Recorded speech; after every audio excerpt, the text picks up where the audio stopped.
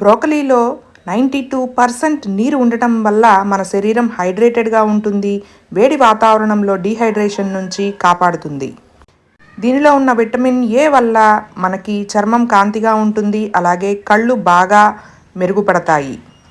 దీనిలో ఉన్న anti oxidants వల్ల డయాబెటిక్ పేషెంట్స్కి చాలా మంచిది. విటమిన్ సి, బీటా కెరోటిన్ వల్ల యూవీ కిరణాల నుంచి మన చర్మాన్ని కాపాడుతాయి.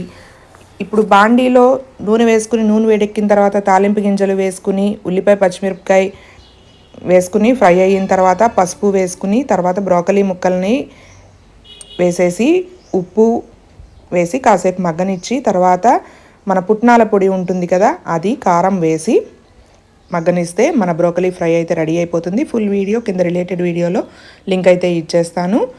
దీని ఆరోగ్య ప్రయోజనాలు, ఇది ఎలా చేయాలి అనేది, కారం వేసేస్తే మన ఫ్రై అయితే రెడీ అయిపోయింది. చపాతీ, రోటీ, రైస్, పుల్కాలకు బాగుంటుంది.